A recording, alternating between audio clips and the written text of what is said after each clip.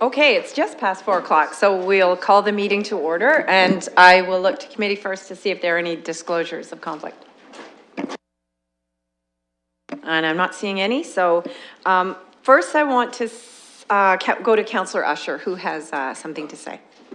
Well, thank you very much, Madam Chair, to give me this opportunity to address your committee.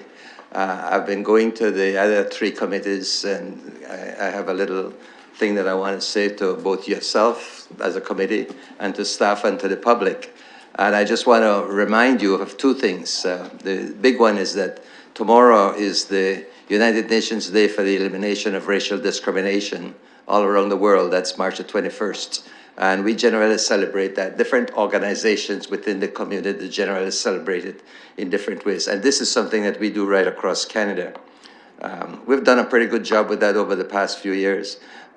Tomorrow, at the request of the CMARD, which is the Canadian Coalition for the Municipalities Against Racial Discrimination, the city has agreed through the mayor and the city clerk to light up all our buildings red during the day, and you'll see it more at nights. And London Life had just sent me an email earlier today to say that they are also going to light up their buildings red as a result of that request. So I thank them, and I ask you to pay specific attention to that and spread the word, because racism is something that we need to eradicate from this world and in our society completely. And it's there. There's no use trying to say it's not there.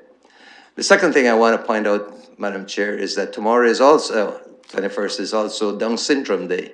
And I bring it up with a personal feeling because my granddaughter has Down syndrome, and she has been a cherished, huggy, loving person from my perspective. And for those of the people who are out in our community who have children with Down syndrome, I applaud them, and I tell them that we're remembering them and we love them just as we love any other children. So thank you very much for the opportunity to say that.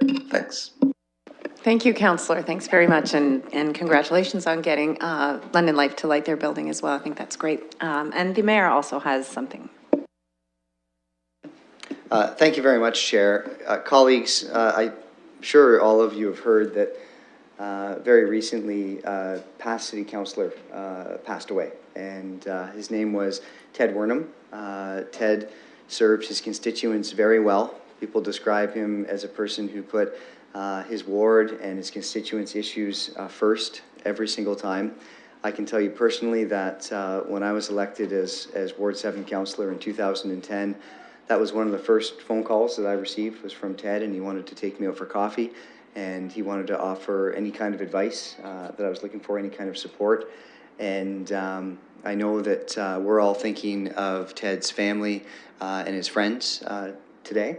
I've spoken with the city clerk. The details of his funeral are not public yet, but when his funeral takes place, I'll ask the city clerk to fly the flag at half-mast as well in memory of Ted for that day. Thank you. Thank you, Mr. Mayor. Councillor Armstrong. Yes, thank you. And I too wanted to offer my condolences to the Wernham family. I had the opportunity of serving on council for many years with Ted Wernham, and he was truly a great councillor and represented his constituency very well. And he was a very articulate individual, knew his stuff. And so, again, I'd like to offer my personal condolences to his family. Thank you, Councillor. So we'll move along with the agenda now. And what I would like to do first is because we have a couple of items that I was planning to move up on the agenda. But first, I wanted to check with committee to see if they wanted any consent items pulled. So what we can do is pass all of the consent items or all of the consent items that don't need to be pulled. Then I was going to move item 3.1 up to the agenda, up on the agenda, and then after that, item 4.1. So are there any consent items that committee would like pulled? So I'll take a motion to put the entire consent items on the floor. It's moved by Mayor Brown, seconded by Councillor Armstrong. I just wanted to mention as well to the community that when we when we just pass the consent items like this, it doesn't mean that they're not important. It doesn't mean that, that the staff have not brought forward a great report.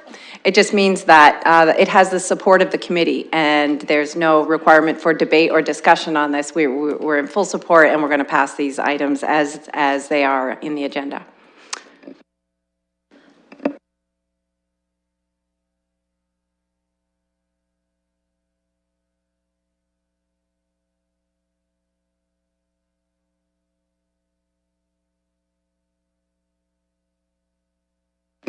So there's an issue with the system right now, so unfortunately, Your Worship, you can't move that. So Councillor Armstrong is moving it and Councillor Squire is seconding it, and we can call the vote.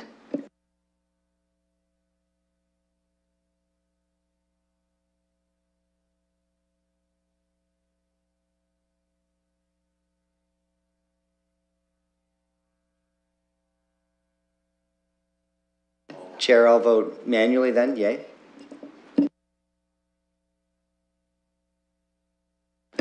I don't believe the voting buttons have come up at all yet, so you might still have an opportunity to vote. I don't know.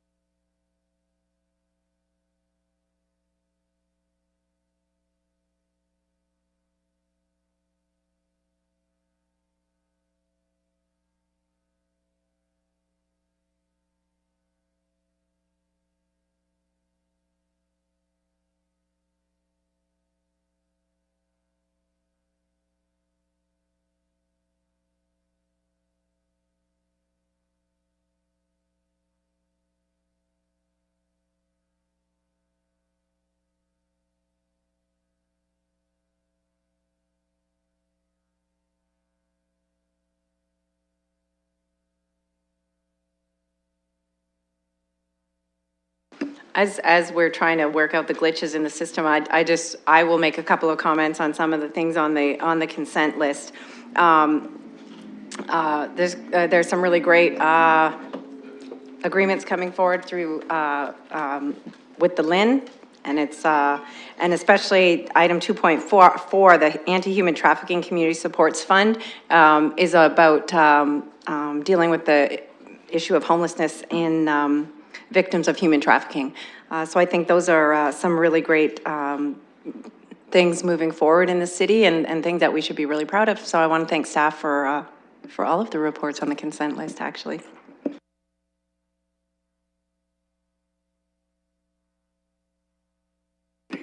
Closing the vote, the motion passed 6-0.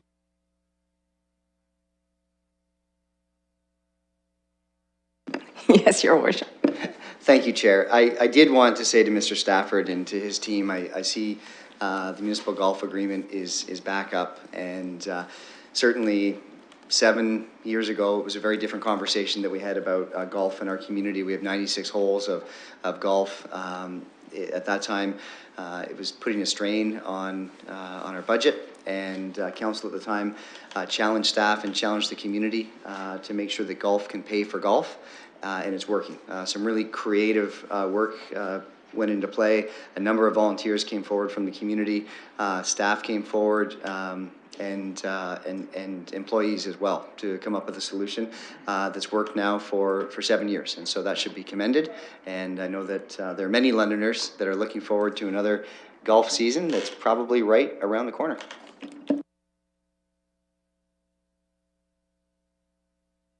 On the same topic, and at the same time back in history now, I guess, you know, we were on the verge of closing one of our golf courses, and we would have lost an asset at the time worth millions of dollars and ended up with nothing but vacant field very close to a dump site. And so I'm glad that the decision was made to keep it open and to reinvest.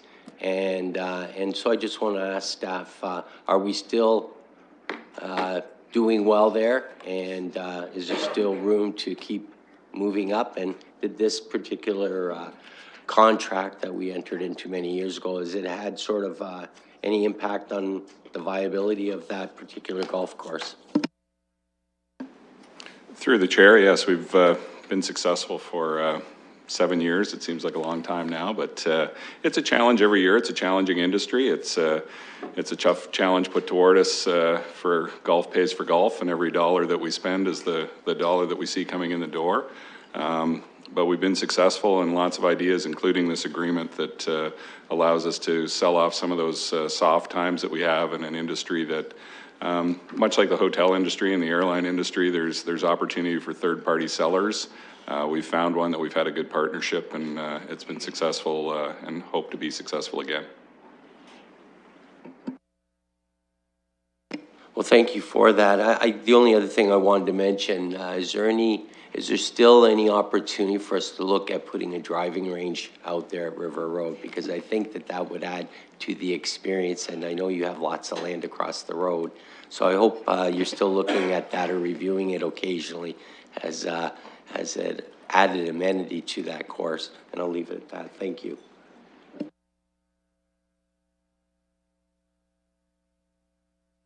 Thanks, Councillor. So now we'll move to item 3.1 with a request for delegation status. Actually, this is actually a delegation.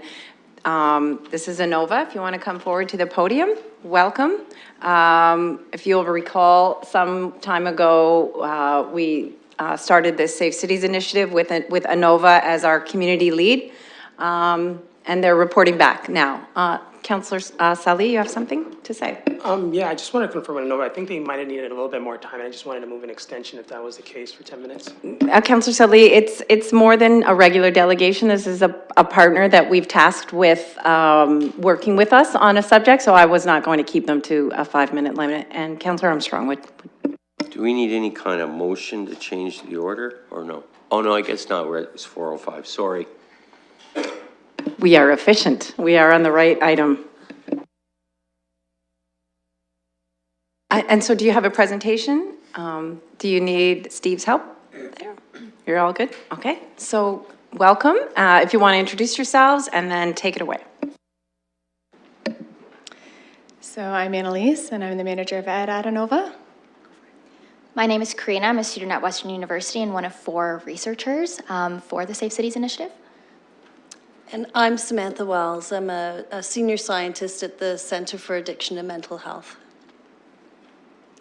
So I brought along a little bit of a posse because we have put together the steering committee. And what we're presenting today is largely in part from advice from CAMH, who has a lot of expertise around the research around how to do scoping studies in particular. So reporting back what we're suggesting on that. I wanted to get us back into the mindset a little bit about sort of what brought us here, just to refresh everybody. So what is the Safe City Initiative? It is a 5-year initiative that Council passed unanimously. It's a relationship between Council and the United Nations.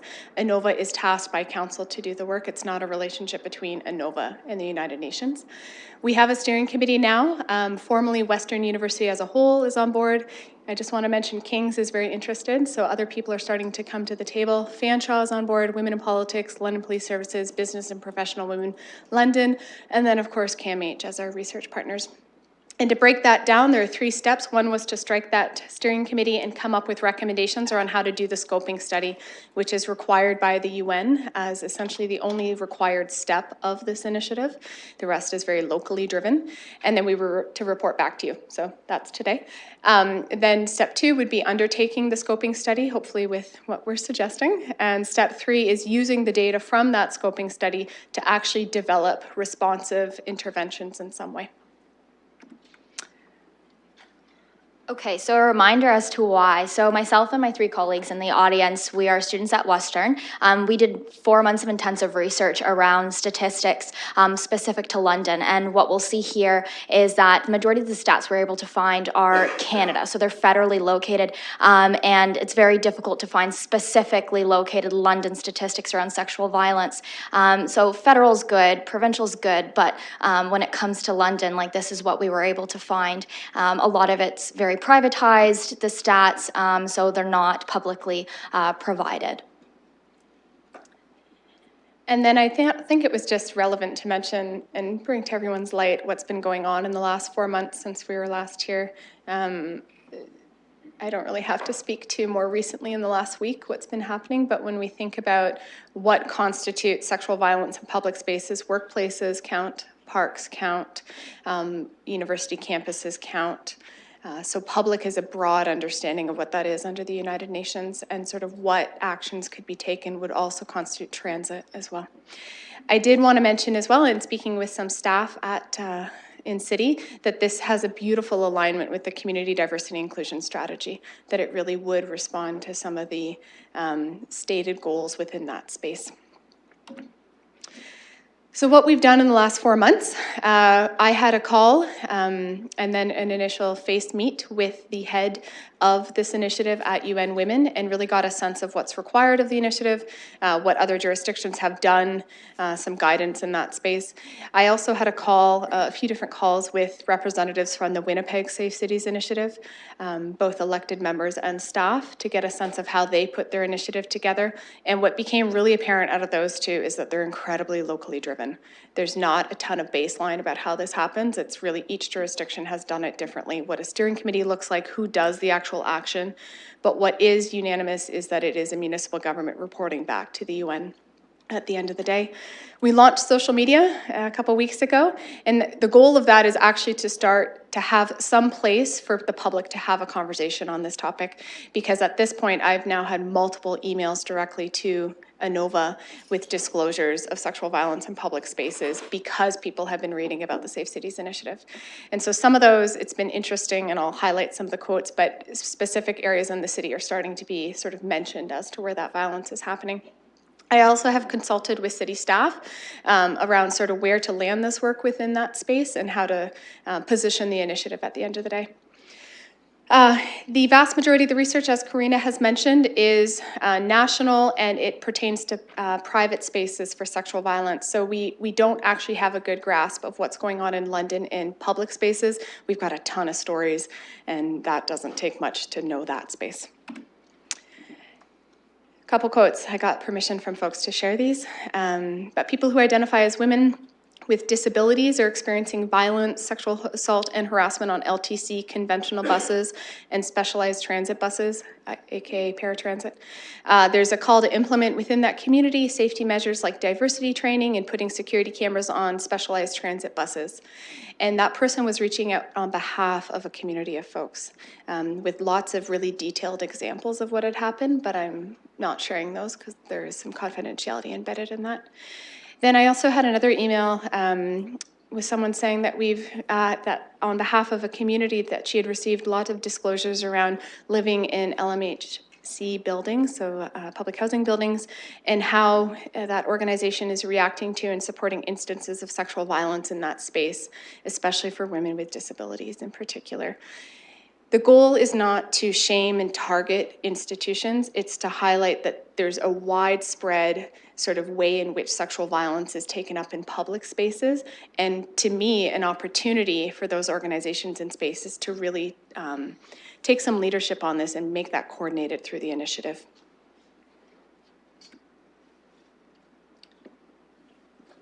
So Annalise wanted me to just give you a little bit of background about myself so you understand that I have about 20 years of doing research on alcohol and aggression. In fact, some of the studies involved looking at aggression among bargoers in London and recruiting young people in bar districts in Windsor. And some of that research focused on women's experiences of sexual aggression in bars and clubs. And one of those studies found that about 50% of women on a single night experienced incidents of sexual aggression, including harassment or being touched physically in a sexual way when they didn't want to be touched. So, and some of these studies have been published in journals and so on, and we've received grants from both the National Canadian Funding Agency as well as in the US to focus on incidents of aggression experienced by young adults in particular. So we've done a lot of research, both qualitative and quantitative. So that means both statistically oriented, but also focus groups, for example, and that kind of thing. And so what I, from my discussions with Annalise and her team, is that clearly there's a need for data. And we've been in touch with some people in Australia. They run mapping technology called CrowdSpot, which is a really innovative way of mapping out. It's an interactive tool that anyone can use on their smartphone, on any kind of laptop or any other device, and they can pin the location in which they've experienced an incident of sexual harassment or any other type of incident that we might be interested in looking at. And one particular researcher in Melbourne, Australia, used this technology to map where girls felt safe or unsafe in the city of Melbourne. So, and this particular tool has been used by organizations in Australia and the US. I can show you and demonstrate a couple of maps with Annalise's help. So this just gives you an idea of what the platform could look like, but it could be tailored in many different ways. And you can actually sort of move around in the map, and you can actually pin a spot where an incident took place. Yeah, let's go to the demo one here. Here's another one here. And you can actually you can add a spot and pin it to a particular location, if I can make it work. There we go. And pin a spot, maybe not. Oh, there we go. Okay, yeah. And then I can actually say, okay, it happened at Oxford and Richmond, or on the corner of that street. And then I can describe what happened. I can type in, I could say, a man yelled at me, something like that. Sorry for my poor typing. And you can actually probably just submit this anonymously. Oh, I have to choose whether it was an issue spot. So we can tailor this platform in many different ways. There's another platform here. Oops. There we go. There. And so as you can see, there are many different ways you can use this tool, and you can incorporate different questions that you might want to include. And obviously, Annalise and I have talked a lot about the importance of capturing data on socio-demographic variables, so gender, ethnicity, as well as age, and whether they're students or non-students and that kind of thing. Let me go back. I just want to point out one thing. On this map in particular, you'll see on the right-hand side, they were looking at kids walking to school and sort of what method was used to get to school, and then whether it was a good or bad experience. You'll also see right below that, it says a lot of someone's, but in our case, we would not have that be a publicly visible thing, so you don't have to see what other people are disclosing. You would just see what are pinned at the end of the day. Great. But I think it's also important to note that Annalise is proposing to do focus groups as well. And this is really key in terms of tapping into issues for specifically marginalized populations and their experiences and whether those experiences are different. And those kind of data are really important because they give a richer perspective on people's experiences as well. So I wanted to just highlight that. And overall, these findings, both the mapping tool data and the focus group data, can be synthesized, analyzed and synthesized, and then used to steer the development of policies and programming and city planning to make public spaces safer for girls and women. Well, thank you. I think it's also worth noting Melbourne, when we had a conversation with them about their use of this platform, they had finished it by that point that we spoke to them, and really clear zones within the city had emerged with particular patterns. So it really allowed them to target particular squares or areas and have knowledge around what actions to take because people had disclosed particularities within what they had done. So the mapping component of this is much heftier than simply doing focus groups, and yet focus groups allows us to broaden that population because frankly, this would not probably be a great tool to engage with seniors.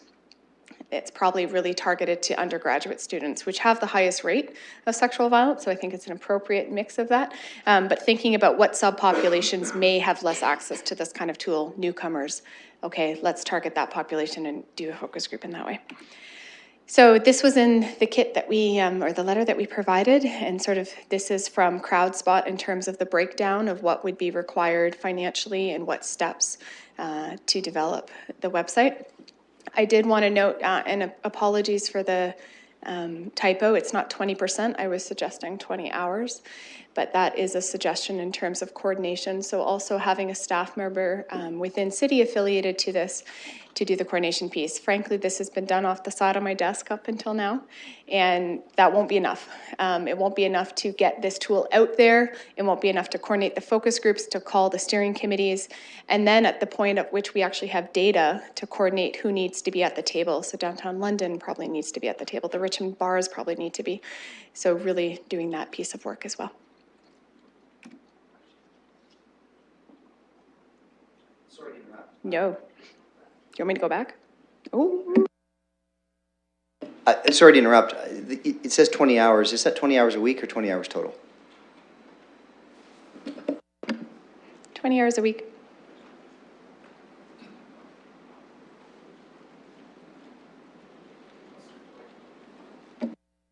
Sorry, we're at questions part, right? Okay, just wanted to check. Thank you, and thank you for that presentation. It was really very much appreciated. So I'm be happy to move the motion when it's appropriate. And I had some questions. As far as when you were talking about capturing the data, when it comes to Western and Fanshawe, were you guys planning on doing on-site opportunities to capture some of that information? And how do you get people to go to the website and to plug in that information and get those people to kind of give us that feedback? That's my first question to the chair. So one of the great things about having the actual full institution of Western on board is that we can use their email systems. We can use all of their student group email systems. So we have a lot of partners. Just props to Karina, she just got elected to the USC, and she's been a huge ally on this. So in terms of having some footholds and how to disseminate once the map is live, I think that'll be present. Are you thinking about having people like standing on Concrete Beach and being like, go here? No, okay. So part of the value of the steering committee was having the dissemination tools to get that out. Thank you. And no, I just thought of whatever way you guys find fit. I just was asking that, make sure that we get as many people to engage. When we talk about the 20 hours, if hypothetically we were to accelerate that, is there a need to, is there a way to accelerate the information that we need so we can action things a lot sooner? Because if you might remember, way back when you guys first came to us, I said, how can we do this a lot sooner? Because I wanted to address the issue. So I'll ask you that again through the chair. Thank you for that. So the company has stated 3 months to develop the platform. And so that's their parameters, whether we can go back to them and say, could we push that a little bit? But frankly, at this point, doing anything over the summer in terms of the student population, not that relevant. So September is actually probably a really great date to launch that anyways for that purpose. And before I relinquish the mic to give others an opportunity to speak, my other question was, because it was a summer, and I know we wanted to, get as much students involved, but I also wanted to make sure that there might be conversations around during festivals, whether it's at Victoria Park and some of those pieces, because, from what I've read and what I've heard, I've seen that those are high incident areas, and I just wanted to make sure that we can capture some of that information. And is there something we could do, as a city in regards to that? So if you were to pass it, and then full council were to pass it, we would have April, May, June. And even if we were able to push the developer half a month to a month, we're into festival season even by that point. So really good point. I think it's feasible. Perfect, those are my questions for now. Councillor Squire. First, I want to say that I supported this initiative when it came forward, and I hope you recognize that after you hear me. I'm quite uncomfortable with this. First of all, in the second part of it, I want to say, I don't know if any source of budget or particular person has been identified as a staff employee who will work 20 hours a week on this project, because you'll remember that initially you were to be the lead in doing the work. So for me, this is a change. So my first question is to staff and anyone who's here, has this allocation of this money been budgeted so that it's covered off, this city employee that's going to be working 20 hours a week on this project?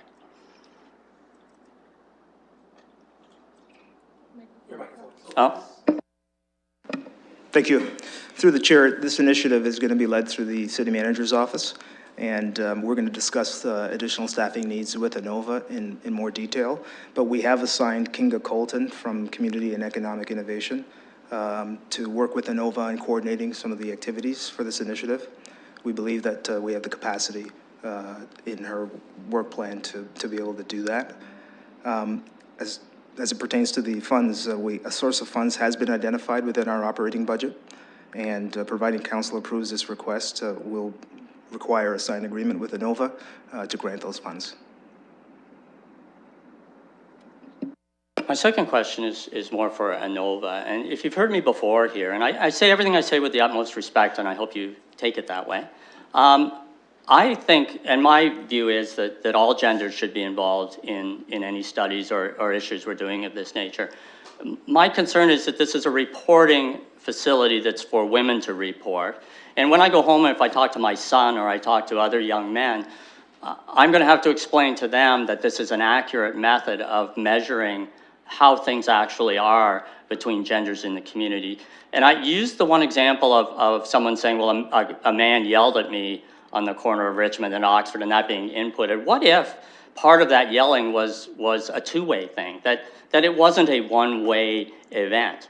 And how do you also deal with the issue in public spaces where something is not accurate, that it's not an accurate report? I mean, I'm worried that we're getting input by self-reporting that may not be entirely accurate. And I say that with the most respect, because I feel that I'm going to lose this vote probably, and I won't be here next week, so don't worry too much about me. But I just want to be clear that I am worried about this, and I'm worried about going back and speaking to young men who, like my own son, who respects people very much and behaves, if I don't mind saying as a father, extremely well and respectful. How do I explain to him that this is a fair tool for him?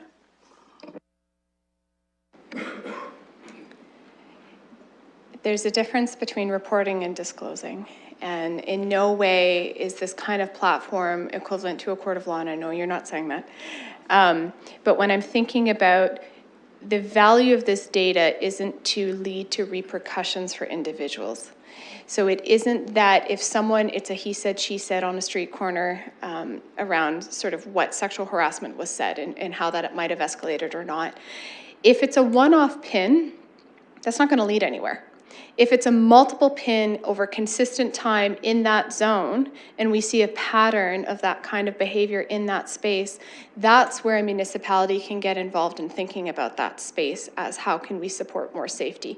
But we're not getting involved in a one-on-one, and we're not getting involved in repercussions for individuals. So I don't think it's the same framework when we think about men being potentially falsely accused. This isn't the same conversation space. One of the cool ways in which Melbourne did this was they talked about where you feel safe and less safe. It wasn't around reporting a particular instance necessarily, but what are the ways, like I can think of specific bars that I feel more safe in than other bars. And that's not about a specific one-on-one ratio. That's about what is the culture that's been put in place in that bar that leads me to feel that way, and how can I report on that?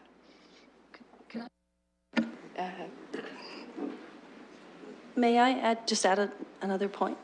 I think the statistics are pretty overwhelming in terms of victimization, and it's usually women who are the victims of sexual aggression.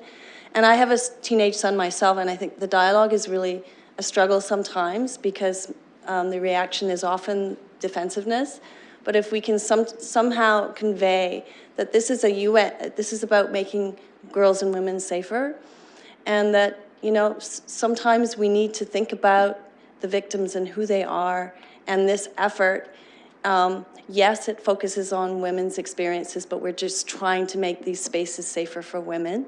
And also, I wanted to also mention that this initiative also dovetails quite nicely with a project that I'm working on, which focuses on men's experiences in relation to sexual aggression in bars, but the pressures that they face in those environments, and understanding that men aren't always they are in a situation where they have a lot of pressures around them, around social norms and social behaviors. And of course, efforts must be implemented that focus on men as well at some point, but this is focusing on women's safety.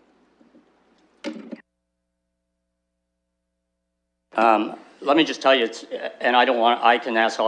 is difficult for me to ask these questions. I don't feel comfortable asking these questions because I worry as I sit here, what will the repercussions be to me of asking these questions? So I hope you understand I'm asking them because of my intellectual curiosity and maybe an intellectual difference of opinion with you, and I hope you appreciate that, and I hope my colleagues appreciate that.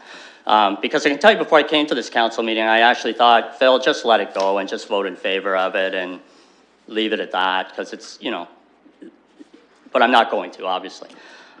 So let me ask you about the public setting issue, because I'm really interested in that, because some people have said to me, Phil, what if I am doing a good job in a public setting? I'm doing everything I can. I think it's really, my opinion is this is a safe place.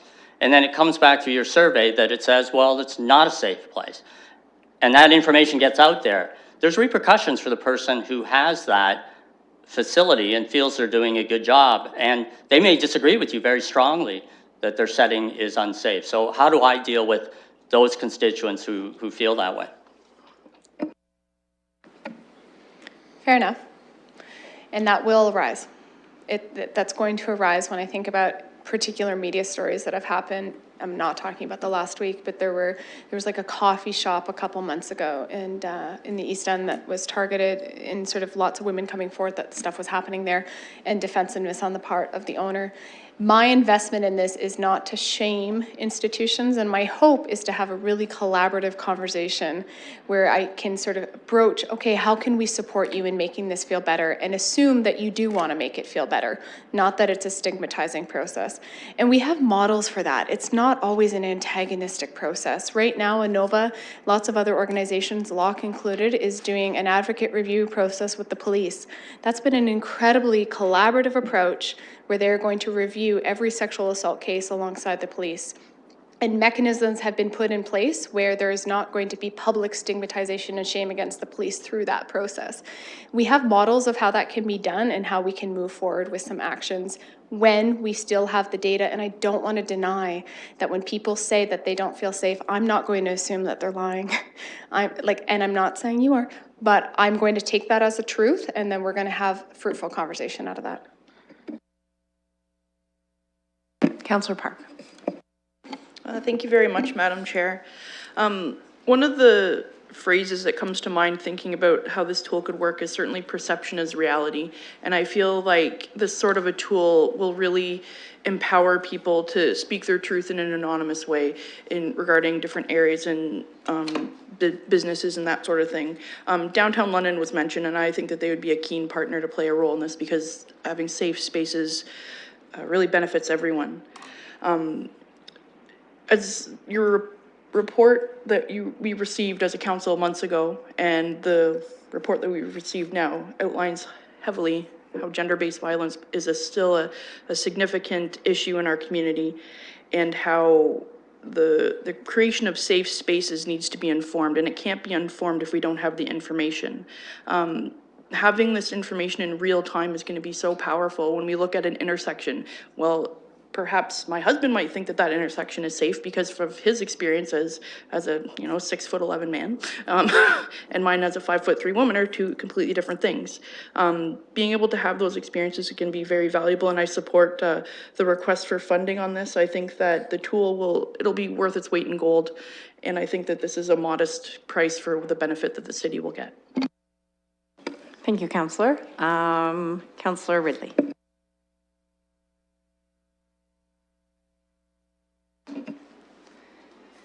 Thank you, Madam Chair.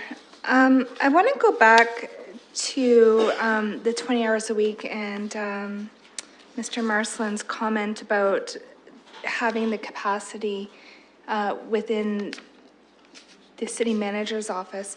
I was a little bit surprised that someone has the capacity for an extra half week of work.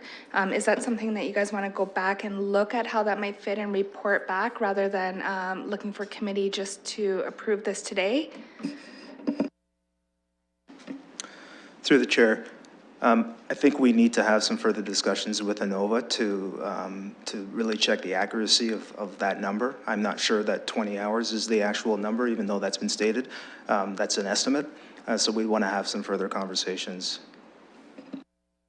Thank you for clarifying, because I thought I kind of heard that in what you were saying, that you think you might have the capacity, but you want to have conversations. So I don't know that I would be comfortable just saying, yes, go ahead until those conversations happen. I think that should happen, and we should have a fulsome look at what the actual cost of the program is. I think that's important, because what we have in front of us is a budget of less than 20,000, and for that I want to say, yeah, go ahead, like, sounds great, but I do need a better picture of what the overall cost is, and I don't know that that would delay us long enough, especially when you're looking at the summer months and such, that it would put this in any kind of jeopardy. So that would be what I would be looking to do, is refer this back to staff to have those discussions and come back to us with an overall budget. One thing I wanted to mention, I know you've looked at a mapping tool, but with London Police as a partner, was there any discussion around the crime map that's already in place? So there's already layers within that. And the reason I ask that is I do want to know if we looked at that as an option. But second, when we're looking at victims of any kind of harassment and discrimination, and I recognize that we're looking at two different processes, but do we want victims to take two steps? So if I've been sexually assaulted and I've put in a criminal report through the police, do you then want me to also go and put something into something else? So I wonder if there's a way to integrate those in just that one layer. I just wonder if there's a good incorporation, because I don't know if someone who has been a victim or would want to do both steps. So I wonder what that would look like, and if there's a set of numbers here. And if you look at the crime mapping tool, you can look at different layers and different types of crimes. So if they already have a layer, and then, is there a way that we can incorporate? So have you looked at that already, or is that something that you would go back and look at? So I'm aware of it, and it wasn't a fulsome conversation in terms of pairing to it for a couple of reasons when we chatted about it. One is a lot of what occurs in terms of when women feel safe or less safe isn't actually a crime. It doesn't hit that threshold and barometer. So when we think about supporting women and putting onto this map where they have felt less safe or not safe, if we frame it as a crime, we'll probably actually get less good data, because the threshold, even right now, we know that in terms of sexual assault and the criminal code definition of that, less than 90% of people actually report that as a crime. So I think there's actually a really powerful reason against framing that under the rubric of crime right now from a PR perspective and a data perspective. The other thing is that off the cuff, without quality data behind me on this, that tool is highly underutilized and unknown, and not part of sort of a larger understanding of how we're looking at safety for women more largely in that particular tailored way. I get that the baseline is probably available and that we could build upon it, but I don't know any survivors that are using it, frankly, particularly younger survivors. And so I'm hesitant to think that's a good idea to frame it as a crime. I'm hesitant to go that direction, but that's my off the cuff. Thanks. And I appreciate that. And I think that, having that conversation to see, can we extract that layer onto a different platform so that, the fulsome picture is being looked at? Because I would want London Police, they use their crime mapping in the analytics in terms of how they do their policing. So I would want them at some point to have the same access to data as to where people feel unsafe, because I would expect that they would become responsive to it. I am going to move a motion to refer this to staff to review and have those discussions. I don't know if I'll have a second or support, but that is my intent. One other concern, and I'm hoping you can work through it, and when it comes back, help me with this, is the advertising budget of $400 per month for 3 months. I just wonder how far that's going to get. And I heard what you said about Western and pushing out through students there. And I'm not a statistician, but I wonder, you know, if we're targeting certain groups or we get more uptake in certain groups, and then we're looking at this in terms of a big picture, but you've missed other groups, do we actually get the fulsome picture? And I'll say from my own experience, I'm a mom, I work 2 jobs, I get up at 7 in the morning, I could have 10 times a day that I feel unsafe. Absolutely possible in our city and in, you know, my current role. But at the end of the day, at 11 o'clock at night, when I'm doing last load of laundry, there's no way I'm going online to report something. So that's why I'm looking for kind of, how are we going to get that broader sense? And how can we integrate this into some other systems that we already have? So that's kind of what I would hope to get a bit more information on. But I don't know if the clerk is ready. I do want to move a motion to refer to staff for review and report back. Okay, if you hit current item on your screen, there is a referral. Oh, it wants me to sign in again. There is a referral that will come up. Councillor Armstrong, you're next.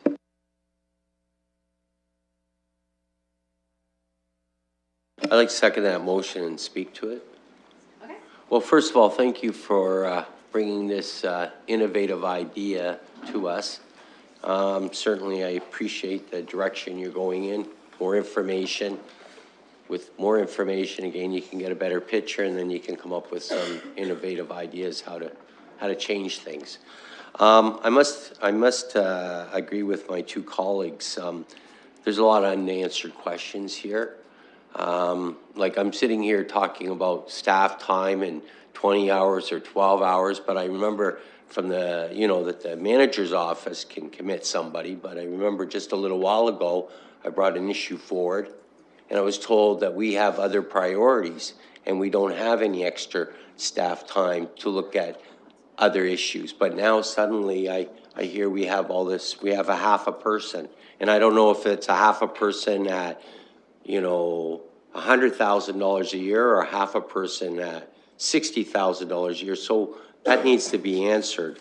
I know it would be a good investment, you know, when the results come through, but I need to understand the financial aspect. I think I think we do need a report from staff on this. I'm concerned about legal liabilities if the city's involved directly in this. And when I raise the issue of legal liabilities, one thing comes to mind. You talked about bars and restaurants. That's private property. You're talking about putting pins on private property. Then you talked about anonymous, we'll call them complaints, I guess. I'm a bar owner. Suddenly, I find out there's a system out there tracking complaints. Suddenly, I have a lot of complaints, and they're anonymous.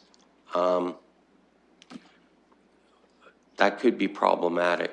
It could be, there's a lot of, besides the people who, the legitimate complaints, there could be other reasons why people might want to go on there and say, maybe create an environment where my bar's not the best bar, not a safe bar, but my competitors down the road. And I don't know how you could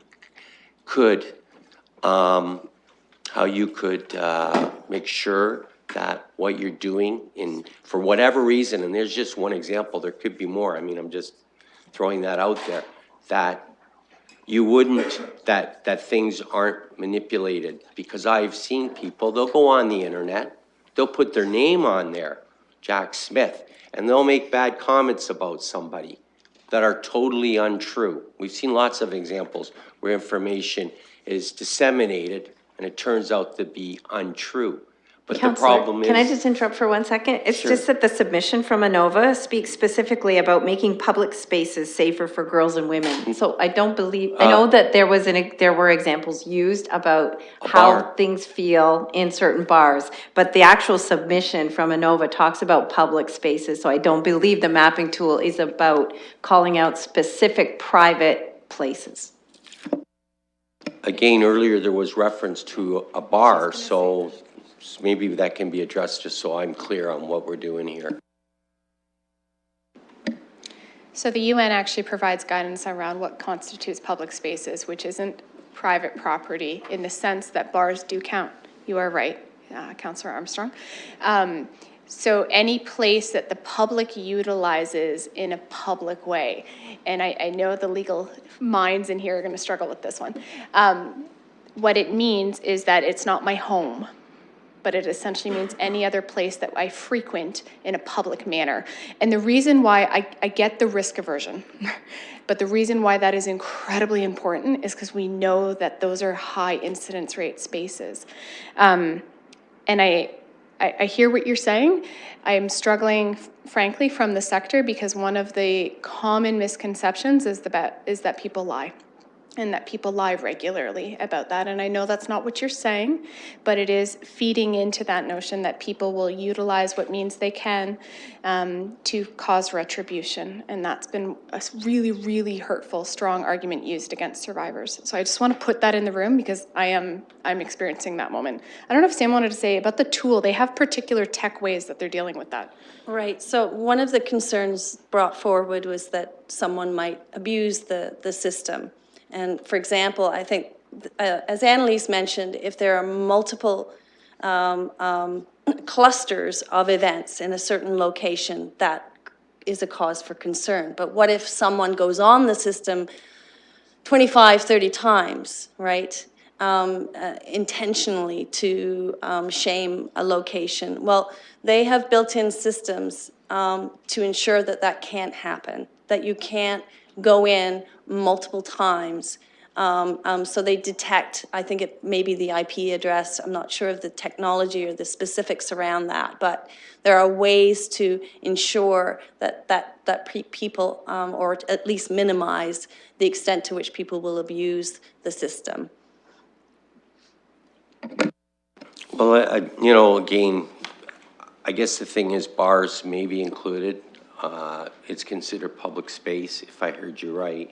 And so that could have an impact on.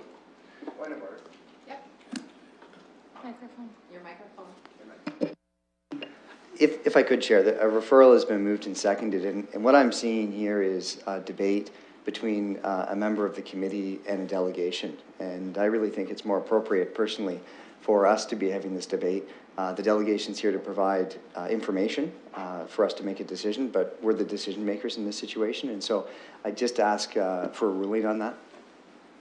Yeah, you're right.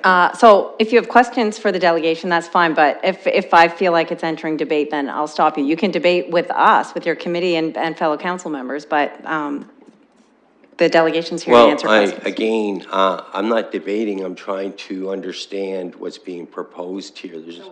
So we have an answer, and I appreciate the mayor bringing that up, but I'm not here to debate. I just want to make sure I understand what's being proposed here. So I guess, I think if this gets referred to staff, again, some of these issues, there can be more information provided so that we have a better understanding exactly how this works, because there shouldn't be a lot of questions. We should have a clear understanding, and then we can move ahead with it. I appreciate you coming in. I'm going to support the referral. I support the initiative and the direction you're going, but we just want to make sure that, you know, costs are covered, our staff understands what the proposal is, and all these other things are covered up so that there are no questions. And thank you for bringing this forward and doing what you do. Thank you, Councillor. Councillor Sully. Thank you, Madam Chair. So I'm not going to support the referral. I think it's important for us, and I appreciate the sentiment, and I appreciate the comments by my colleagues, but I think I've had enough information here today to think that it's important for us to move forward, and hopefully maybe I could convince some of my colleagues to do such. I know we have different perspectives on some of the points that have been said, but I think that when we're talking about 50% of the population, we're looking at 15,720 hours a week, really is nominal. And I understand the report back is to get some of those questions to clarify what that might look like. And I think within the city manager's office, I know there was some reprioritizations and some housekeeping that was done in the past. I think there's opportunity for us to move forward regardless. And Martin Hayward and the city manager, I'm sure, can find the resources that are needed to move forward. You know, I don't want to live in a world of hypotheticals and kind of lock ourselves into some of the comments that were made. I know there was some concerns with privacy, and I think that there's nothing to stop me today to go on my Facebook and Twitter and to say, and have women, message me and tell me these are where they've experienced things, and I can go ahead and do as I want and post that on there. And I think we see that in conversations already. You know, if you go on Facebook and you look at some of the bar reviews, sometimes if you read the comments, some of the women who are courageous enough will go up there and say, this is what I've experienced, this is my truth at this bar. And they'll say that, and sometimes the comment stays on there for a while. And, I try to do my homework on that. As a young man myself, I fully support this. And I know there was comment around, let's look at the London Police crime map. And I'm not wearing my police board member hat here today, but I could say that from a community perspective and a diverse community, I know when people have reached out to us and we said, we want feedback from the community about, this particular issue that we're dealing with at the police. So email us at the London Police Service. I can tell you there's a lot of resistance from people in the public, especially in marginalized or racialized communities, who don't want to have any of their information or email or do anything related to with the London Police website or email address because of those historic fears and the barriers that are in place. So I think the separation is actually a positive to really truly be inclusive. I understand there might be some cost savings, but if we want everyone to kind of give their feedback, and as I think was stated, some people have said that the victim is the assault rates and some of those experiences for racialized members of the community and people living with disabilities is sometimes higher. In some cases, I'm seeing some nods there. So I think to keep the two separate, as well as I think with the police service, I think it'll probably be pretty hard to get them to, for legal concerns and kind of control of the data information, there'll be some other issues that they'd probably be resistant to is my guess. So I asked my colleagues at this time to, they came back, we had some conversations, and I think what they're asking today is very reasonable, very nominal. We're talking about 50% of the population. The only question I could see that could come back would be really Martin coming to us and saying, well, this is the exact staff person who's going to do this, and this is how many hours they might work. It seems very operational. And I think as policymakers, we could just say, this is what we want to do. This is our scope of it. And can you implement this staff? Because we don't ask that for every single motion that we come, because everything that I'll ask for, if I have my culture and entertainment districts, or if I have, ask for more, bylaw enforcement, a certain thing, I know sometimes the conversation comes around staffing and those pieces, but we don't always ask, well, how much time is it going to take Mr. Katolik to do this work on this particular initiative and this particular project? And I think that this is the same. And I think to have the leadership of a grassroots organization is kind of where I want to see it done. But that connection that's with the city for that short time period, I think is reasonable. So I encourage my colleagues to not support the referral and support the motion brought forward from ANOVA. Thank you, Councillor. I have Councillor Van Holst, then the mayor, and then Councillor Helmer, and then Councillor Armstrong again. Thank you, Madam Chair. And my question to our guests, have we looked at just a local developer to put something together? So the program doesn't look like it's a difficult one to develop, although the price doesn't look bad either. We're essentially just creating records and then geolocating them. And the fact that it's, you could do anything with that. There's actually, I see a lot of opportunities there, and it might be worthwhile to have someone close at hand to help tweak that over time. Even addressing Councillor Squire's issues, you could have it be possible that men could go on there and figure out where they feel unsafe or not, and that might make an interesting comparison. And you could just use either filter to see what was there.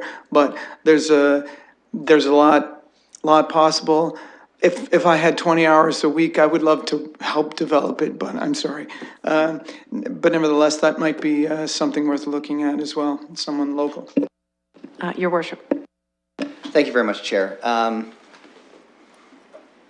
a little surprised with where we've gone with the debate, and I say that, respectfully to my colleagues. And one of the first questions that was asked during the debate was, how quickly can we do this? Can we get this in place in time for the summer? Because incidents happen during our festivals, and we'd like to be able to track that.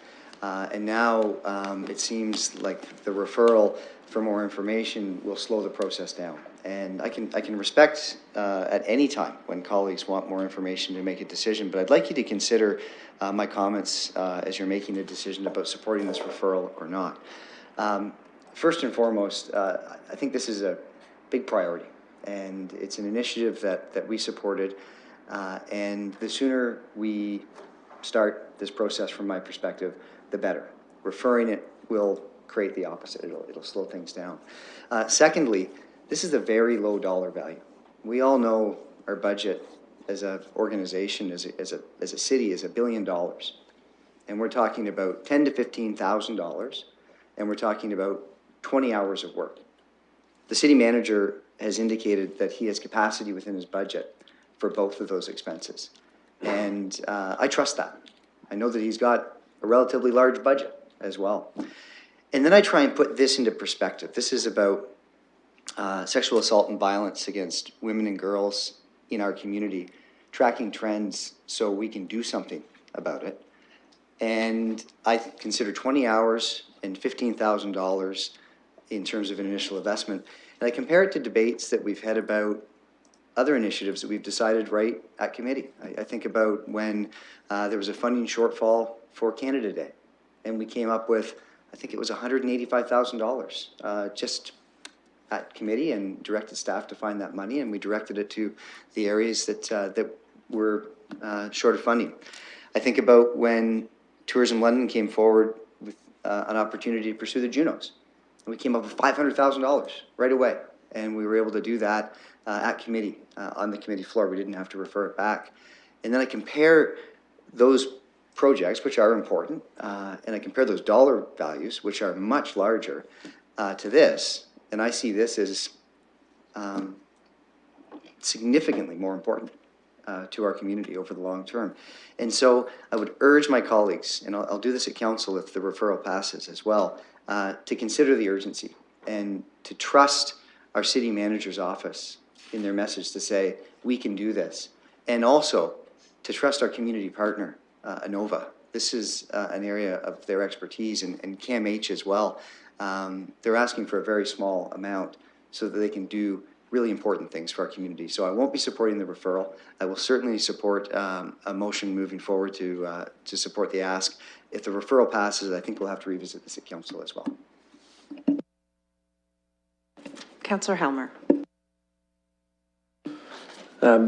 Well, thank you for being here and doing the work on the UN Women Safe Cities initiative. I think it is important, and I support the idea of spending some money to collect local information about what women are experiencing and where they're experiencing it, so we can kind of inform the next phase, which is trying to make improvements.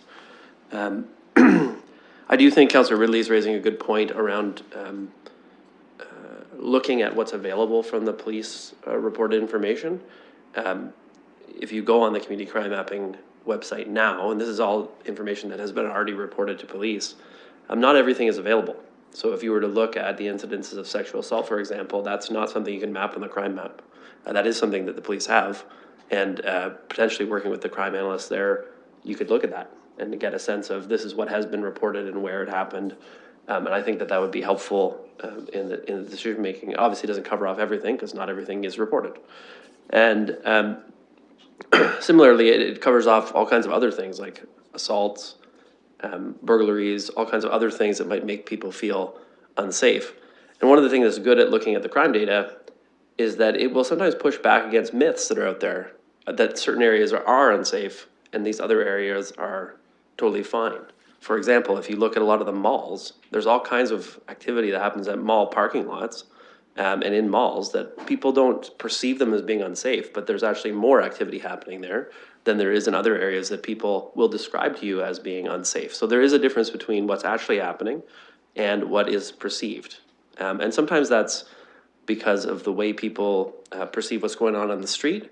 And what really matters to people when they're experiencing and walking down the street is how they perceive it, not so much like, you know, how many actual criminal activities are happening here.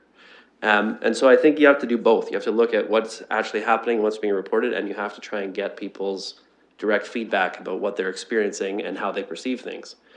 At the Transit Commission, we have been trying to make some progress on this front, and I think that there's another data set that might be helpful in the analysis, because when we first started doing the voice of the customer surveys, these are surveys that are done on buses, we didn't ask about gender. So we were sampling like 500 people in a given month, and we got information back about safety, but we weren't able to separate it because we weren't asking.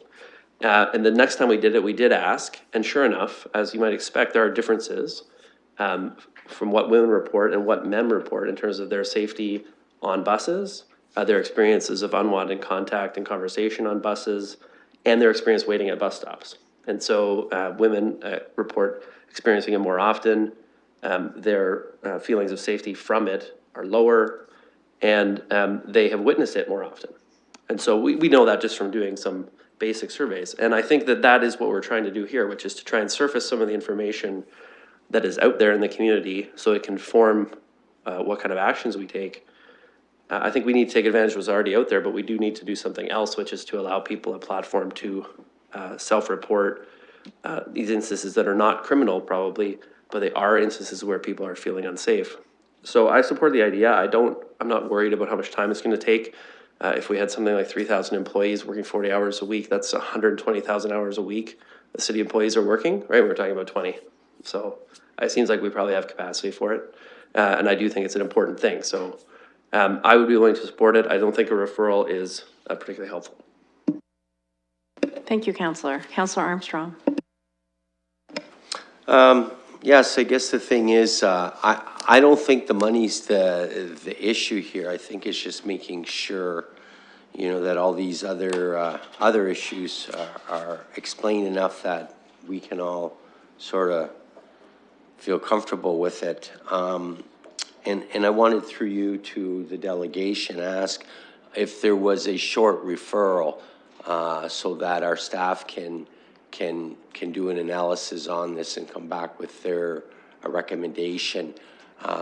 Would that, a month or two, would that, I realize, you know, the summer is obviously an important time frame, but to make us feel comfortable is for us to better understand this. And I wanted to ask, has this been done anywhere else in Canada? That this been used? CrowdSpot's not been done elsewhere in Canada. It has been done by other safe cities, though. So Melbourne is an example where they fully utilize this for safe city capacity. It was utilized in more than 40 jurisdictions in the US and Australia. So, I mean, we can provide that background info. We can point you to their website. I think those are, I would welcome anyone having a call with them if that is a point of particular concern around legalities and how they've worked that through.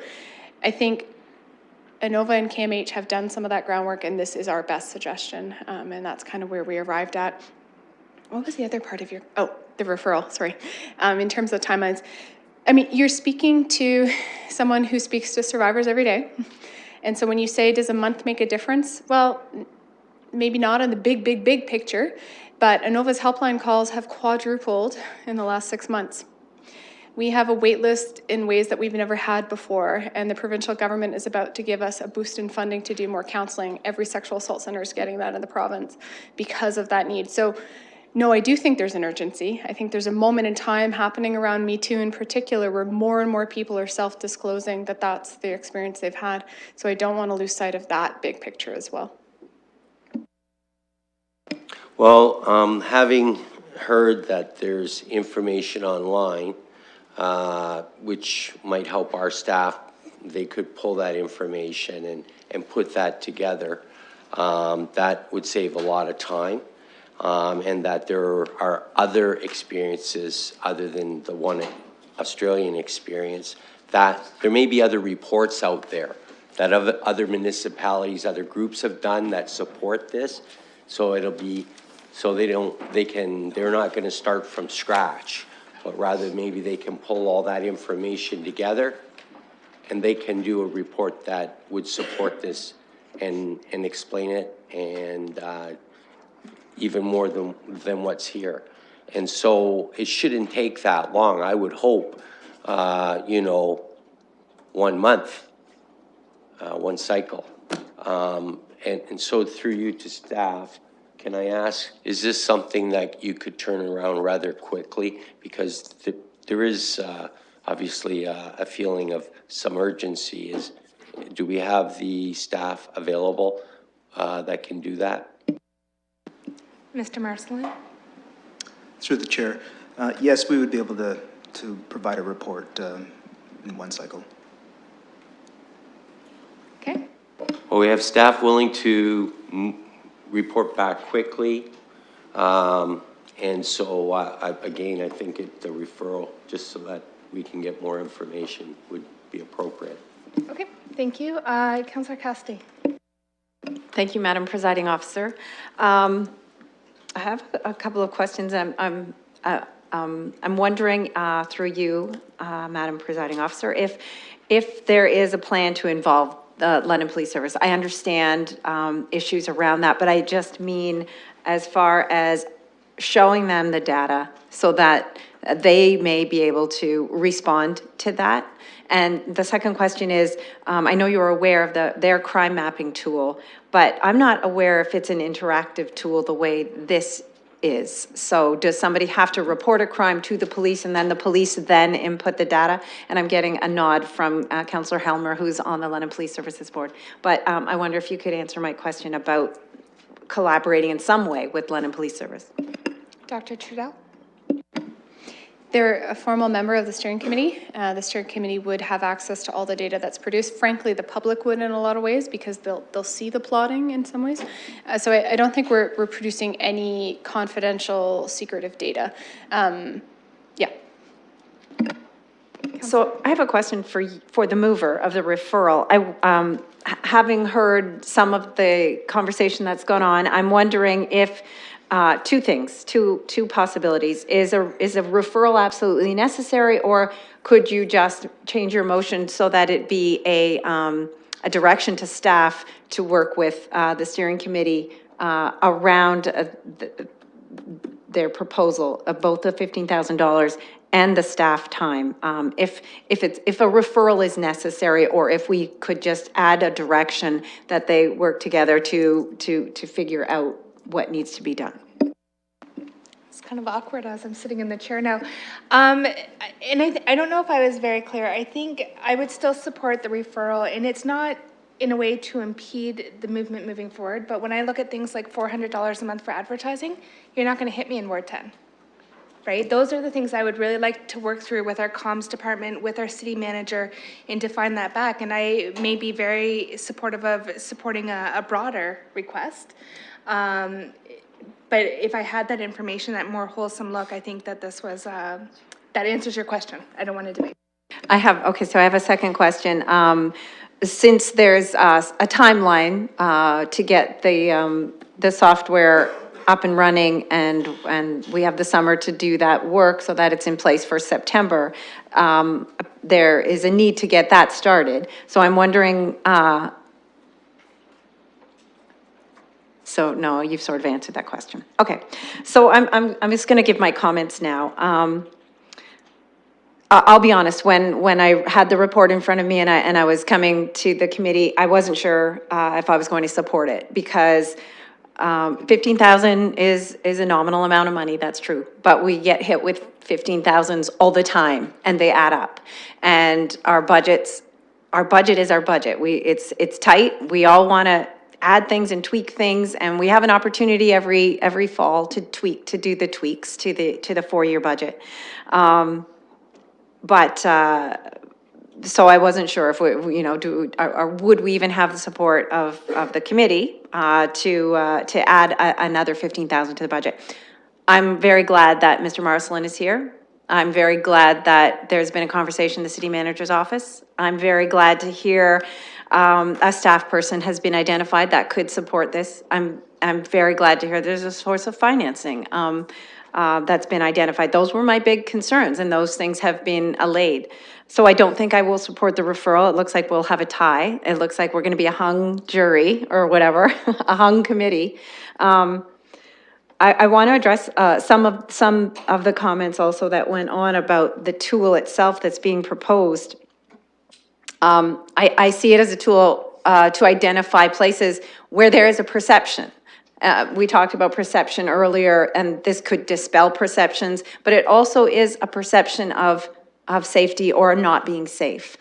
And in my mind, if something shows clearly on a map that this is a place where people feel unsafe, where women feel unsafe, then most likely there's a good possibility it's not safe for young men either.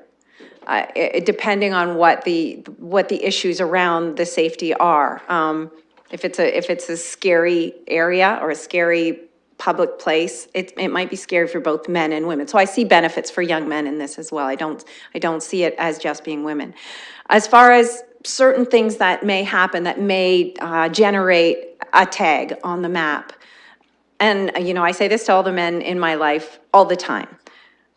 When a woman is walking alone down the street and is yelled at by a man, it's a completely different experience from when a man is walking down the street and is yelled at by a man.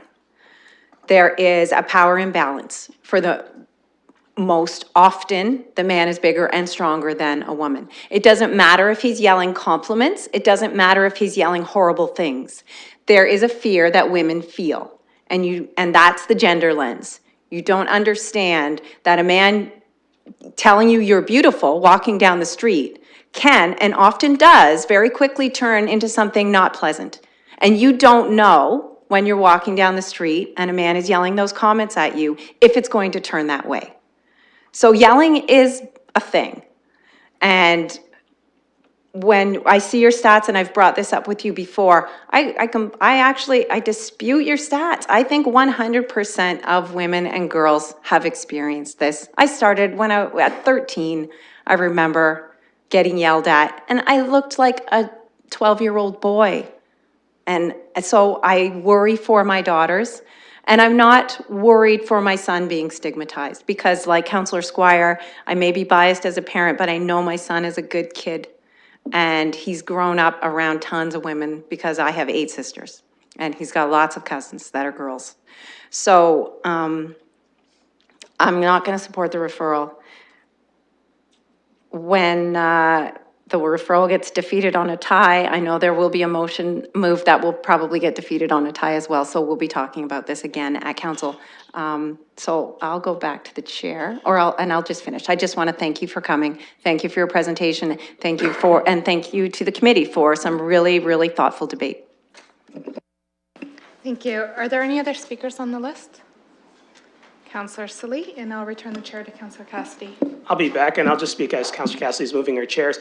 I know, I think it was Councillor Armstrong who said that he wanted to get an analysis, and then the response from staff was that they can get that back in a month. And I think the analysis, maybe staff was thinking was maybe about the staffing, not necessarily the content or kind of the credence of it is what kind of, it seems like Councillor Armstrong was alluding to. I think staff do a great job, but I don't think staff actually have any of the expertise to talk about this issue, in the context of what ANOVA is doing. So I think we need to recognize that the report back will just really be coming back to tell us that this is the staffing kind of piece and not necessarily a recommendation saying we should do this because X, Y, and Z. So I hope everyone defeats the motion in front of us. Thank you, Madam Chair.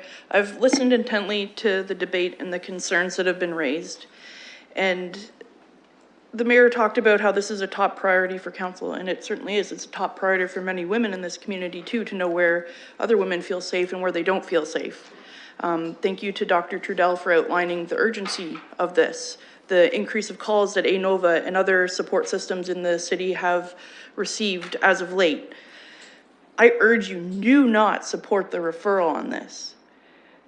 Civic administration can spend up to, I don't know how many dollars without council approval. This was to highlight the program because they knew that it was important to council to move this forward. So here today we have an organization coming back doing work that council asked them to do, and now we want to refer it and kick it down the road. I don't agree with that at all. I understand that there are concerns there, but civic administration and the city manager's office could have carried on this work without even bringing it to council, to committee. So let's remind ourselves of that. Let's let the staff do the work. Let's let the organizations do the work. And if we have other questions, I know their doors are always open. Thank you.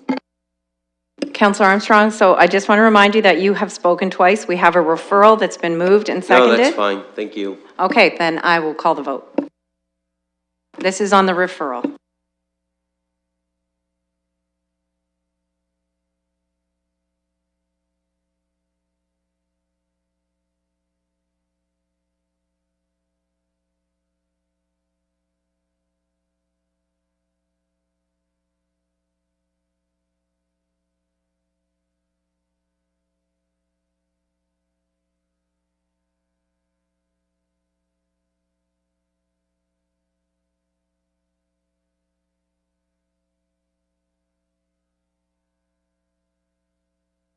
Has everybody voted?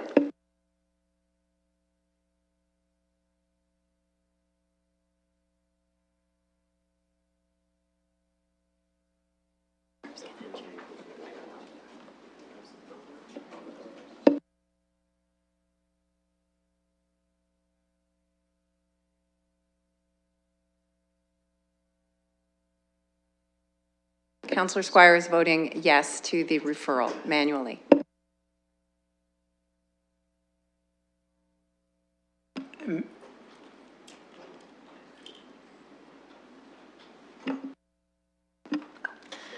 Closing the vote, the motion fails 3-3. And Councillor Sully, So I'm, go ahead. so I'm prepared to move the motion. I think I have a seconder. What's your motion, Councillor? Sorry, my apologies. The staff recommendation, the recommendation for Benova for the A and B regarding the 15-7 and the city manager be directed to et cetera, et cetera. It's on the screen. Councillor Ridley. Thank you. I don't mean to drive my point home, but there is no staff recommendation. So there is a recommendation on the screen, which I think was brought out of the delegation. But I just want to be clear that that wasn't a staff recommendation. Thank you, Councillor. So we have a motion. It's been moved by Councillor Sully and seconded by the mayor. And I believe we have discussed this quite a bit. So I think we can move to vote.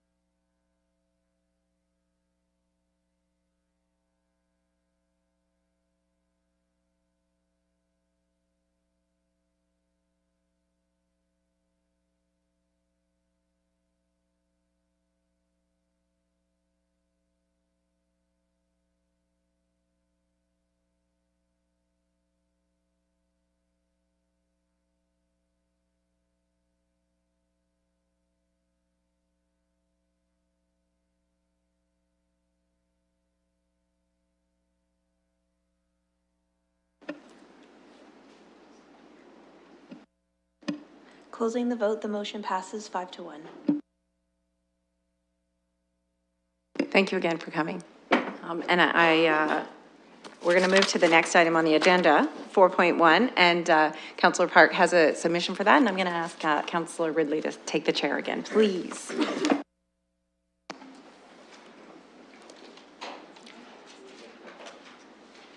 Shall I filibuster until we have a chair? No. I apologize. I found a note on my desk that said chair, and I wasn't sure if it was for the previous chair or the current chair. I'll acknowledge Councillor Park. Thank you, Madam Acting Chair. As committee has before them is a request from Councillors myself and Councillor Cassidy requesting that civic administration to take the necessary changes to the City of London fees and charges bylaw and other relevant bylaw to provide Indigenous bands and Indigenous organizations the use of City of London parks and recreation facilities at no charge for cultural celebrations. This has been brought to my attention from a few different community members and a few different leaders in the Indigenous community about when a powwow or any other sort of cultural celebration is held, that there's a fee associated with that. And I think that this is a good step forward, another step forward of council to move forward with relationship building and in terms of truth and reconciliation, making sure that celebrating on traditional territory is more accessible with the removal of a fee. So the merit in this is to, pardon me, the intention rather, is for outdoor civic spaces. Thank you. Thank you, Councillor Park. I have Councillor Cassidy and then Armstrong. Thank you, Madam Presiding Officer, and I just want to thank Councillor Park for allowing me to sign on to this letter. I think it's really important, and I just want to point out one really important fact for anybody that wonders why First Nations or Indigenous communities should be set apart, and because there are a lot of nonprofit organizations that use our facilities and all of that. And I think it's important to remember that London itself is situated on the traditional territory of the Anishinaabe people, and the Haudenosaunee people and the Lenni Lenape people are current residents of this area. But the fact that London exists itself is a result of the London Township Treaty, 1796. So our parks and our outdoor spaces are the traditional land right in front of us, right under our feet. And so I believe it is only fitting that First Nations communities and Indigenous communities should host their cultural events without a fee paid to the City of London. And I hope everybody will support this motion, and I am happy to move it. Thank you. Councillor Armstrong. I believe you need a seconder, am I correct? Yep. I'll second that. I think and thank both the councillors for bringing this issue forward to our committee and to council. I have to agree with them on their position that I think this will encourage our two communities to become even closer than we are, and it certainly may encourage more events in our city taking place by the First Nations, and I think that's a good thing for us to better understand their culture and for us to better understand them. So I certainly support this, and I believe it's moving in the right direction, and I hope that there will be more initiatives like this in the future, very near future, other initiatives that will work towards bringing us together. Thank you, Councillor. Councillor Squire. This is like my last meeting before I go on holiday, so you know I might as well be the skunk at the party for the whole meeting. But I really need clarification on this one, because it says the explanation that I've heard from the councillors who brought this forward. And first of all, I agree with everything they say. Before I get scolded by anyone, I agree with everything they say. They were talking about actual land, you know, a physical park but that's not what this says. It says parks and recreation facilities, which for me would include an arena or a community center or any type of building. And that's when I start to get a little more concerned and I need clarification. For instance, if a group said, look, I'd like to rent, you know, such and such arena for the entire weekend for a special activity, would that be done for free? In other words, would there be no charge for renting that entire recreation facility? Because this doesn't refer to a park. It refers much broader than that. So that's my concern. And left as it is to just say, look, it's free for any parks and recreation facilities, for me is overly broad. And I would need some kind of budget analysis as to what revenue that would constitute that we'd be missing.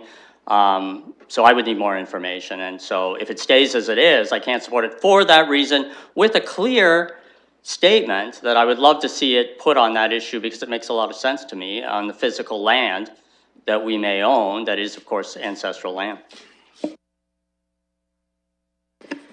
Mr. Stafford, did you want to make any comment?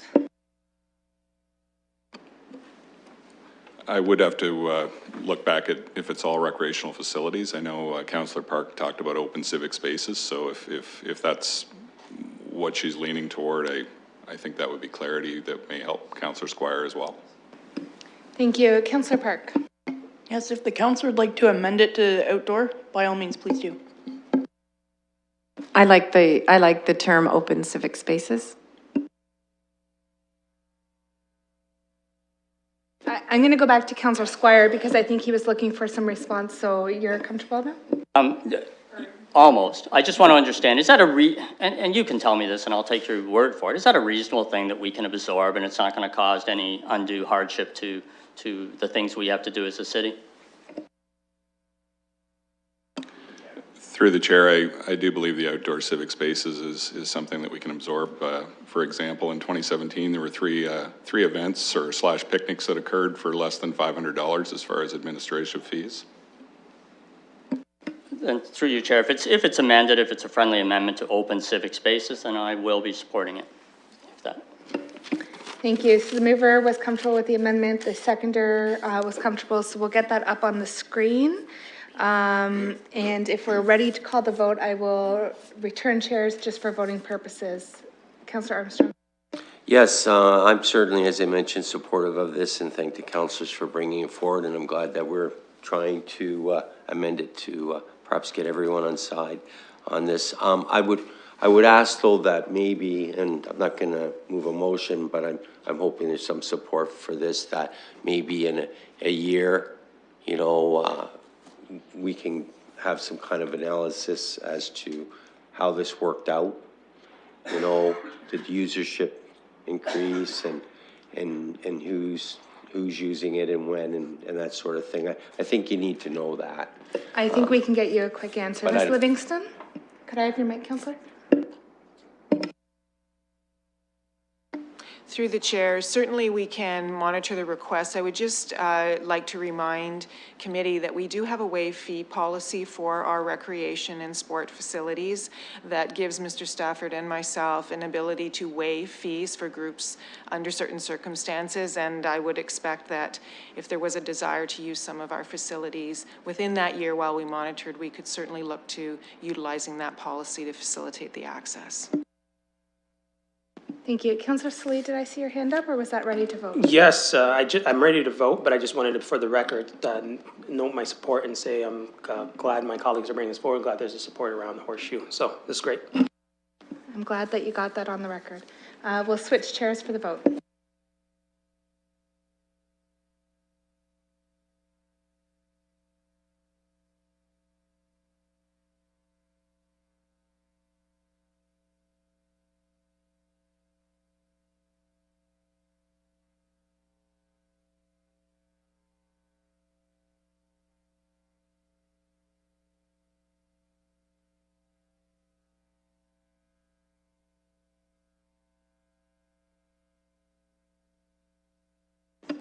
Closing the vote, the motion carries 5-0.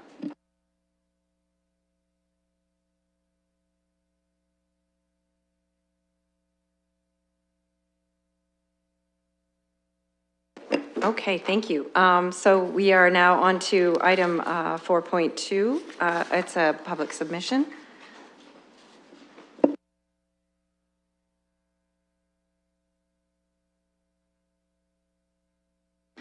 Thank you, Madam Chair. I said I would speak to this briefly because I've been in contact with Mr. Miller, who is a constituent of Ward 10 over the past couple of years.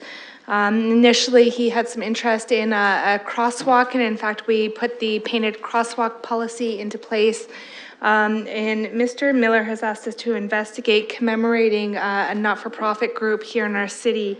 And so I don't know if it's the committee's desire to have clerks, or sorry, civic administration, look at if there's something possible that we already have in place or we're planning to do, or if it's committee's desire to note and file the report. I would be happy to make a motion to send this to civic administration for consideration and report back if the committee would support that.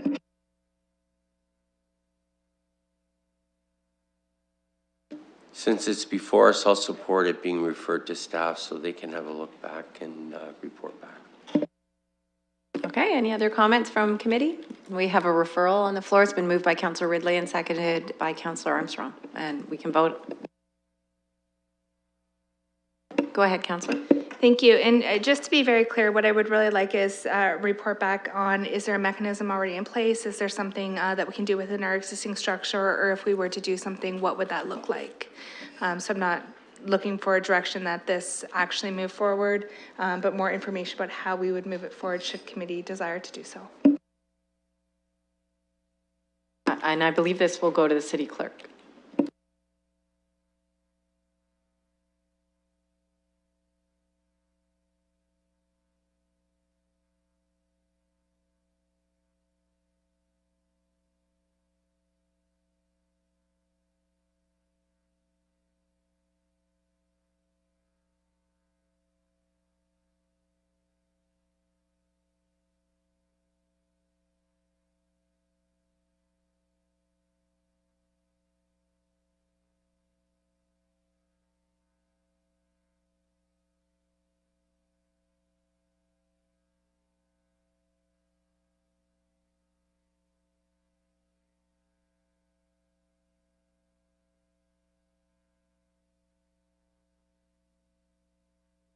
Councillor, can you check the wording for the motion?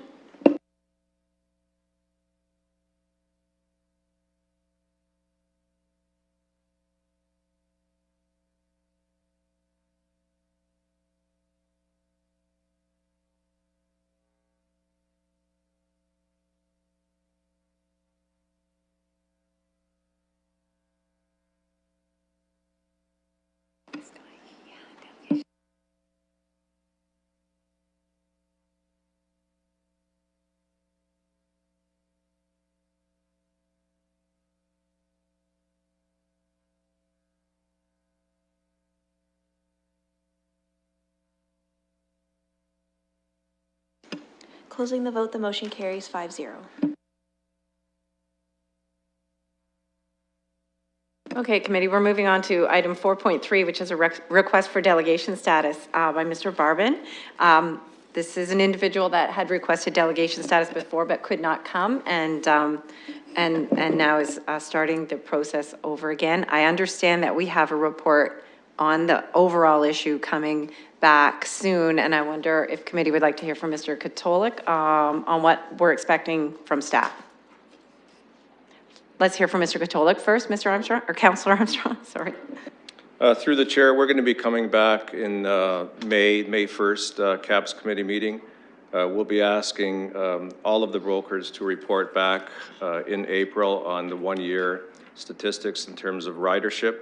And at the May meeting, we'll be reporting on that, also reporting on the caps on cabs, including accessible cabs at that time. Councillor Armstrong and then Councillor Ridley. I don't want to, certainly with the report coming back so soon, I think we can wait. But I just had, through you to our staff, I guess the thing is, will that report detail out where the cab industry is right now as far as updating us on, as we talked about earlier, you know, that they had lost a certain percentage of their revenue, gross revenue, that industry. Will that be updated? And are we going to get that kind of detail from staff in that report? Through the chair, the report will be an update of the report that I presented on the January 23rd meeting of CAPS this year. It'll report back on ridership. So it'll be, at that meeting, we discussed the size of the pie and how the pie is split up. So it'll report back on ridership. I'm not clear on the question in terms of revenue for the industry. No, I think reporting back on the pie will give us, you're refreshing my memory about that report. So yeah, that's what I'm looking for, an updated report on the pie. Thank you. Councillor Ridley. Thank you, Madam Chair. Is Mr. Barbin here today? Do you or the clerk know? Okay, I'm assuming if he was here, he would indicate as such. And so I'm happy to invite him back for a delegation at the same time as the report comes forward, and I would make a motion to do so. I believe there's at the CAPS meeting where the report comes will be a PPM. Is that correct, Mr. Katolik? Through the chair, no, the report will report back on options in terms of caps on cabs and accessible cabs, and if the committee so chooses to make amendments to the bylaw, we'll have a further PPM at that time.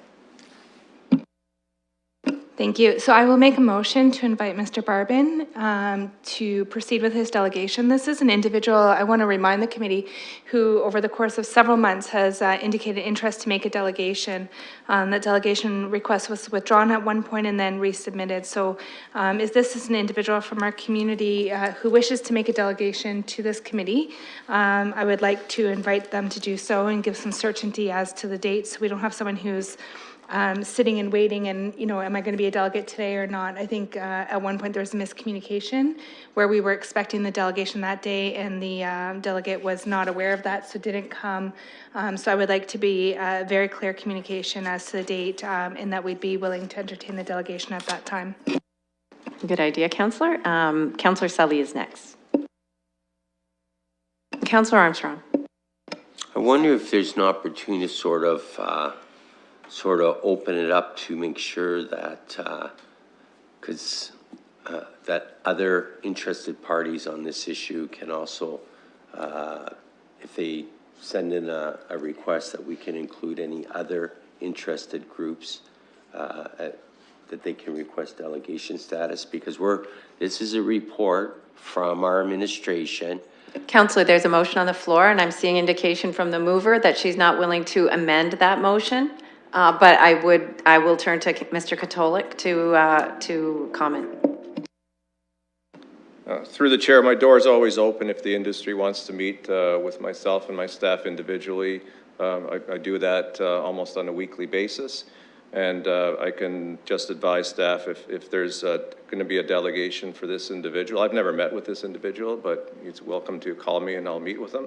There will be a number of delegation requests from the industry, because we are talking about caps on cabs, which is a very, I should say, hot topic in this evolving industry.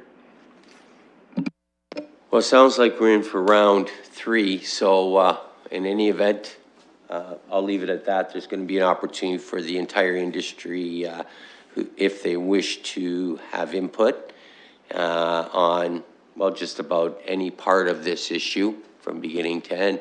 This will be their opportunity.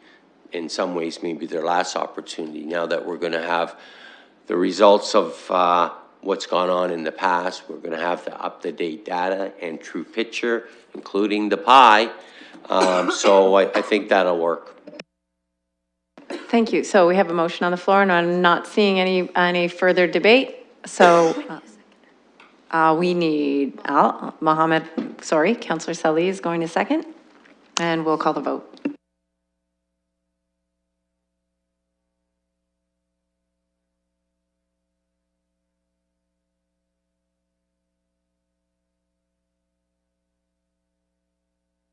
Closing the vote, the motion carries 5-0.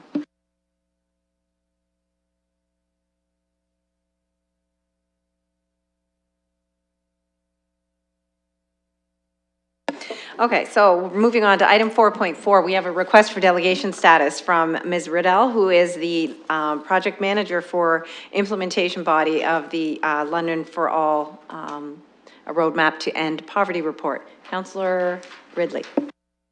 Thank you. I'll put on a motion to invite Ms. Riddell to the meeting that she's requested for the delegation. And I will be happy to second that motion.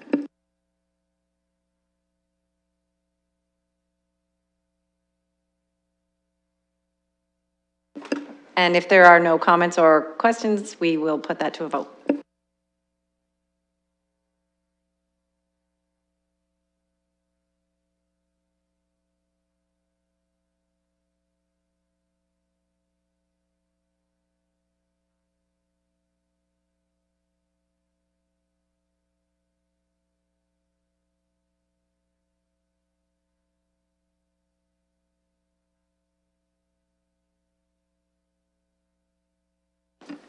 Closing the vote, the motion carries 5-0.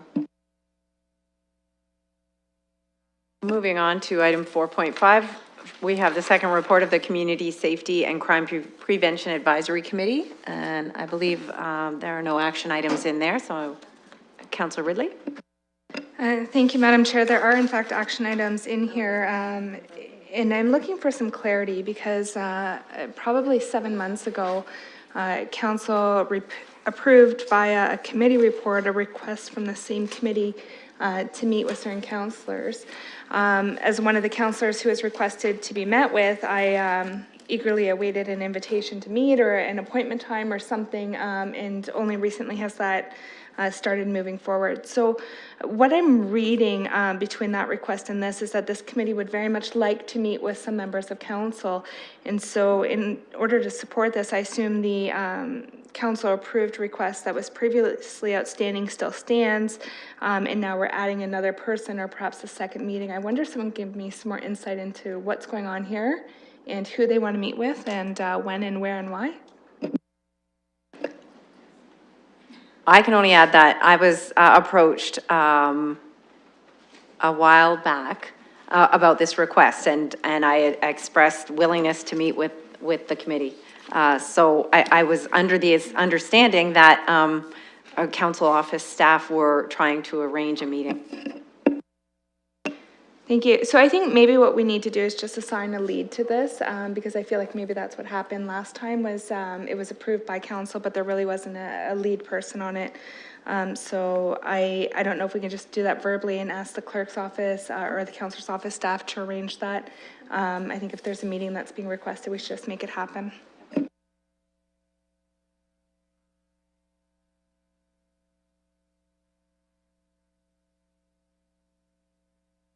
So the clerk's indicating that we don't need a specific motion for that, and so we can just receive this report. If somebody would like to move that, Councillor Armstrong, second. Oh, okay, Councillor would prefer to second it, and Councillor Ridley will move it. And I'll call the vote.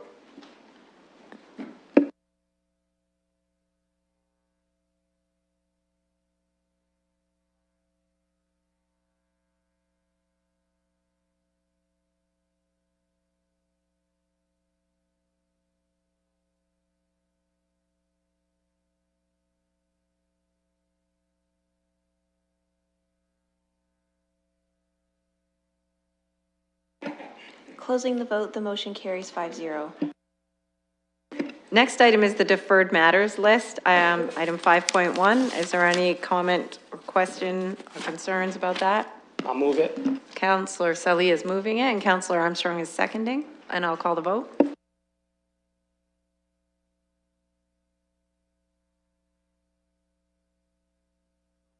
Voting manually, yay.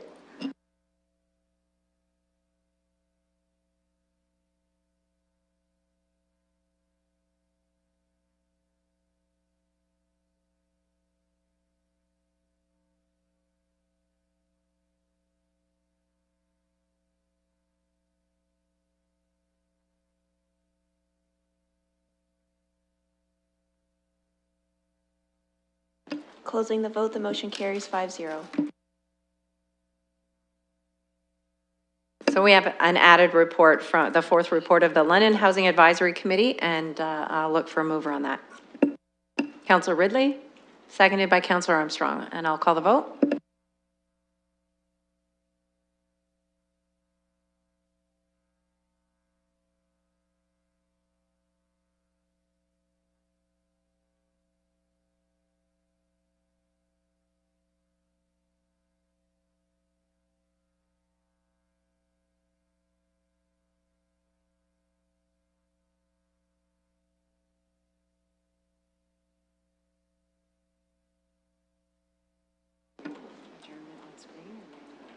Closing the vote, the motion carries 5-0. Now look for a motion to adjourn. We can do this manually. Moved by nobody, really? No, I'll move it, but I just want to say one thing real quick. I just wanted to say, thank a colleague from Ottawa here, from the Ottawa Police, Abdul Abdi, and a community leader, so he's just here with us today, so just wanted to point that out. And then I'll move adjournment. Welcome, welcome. So Mo Salih is moving, sorry, Councillor Salih's moved adjournment. Councillor Squire has seconded that motion. All in favor? Carries.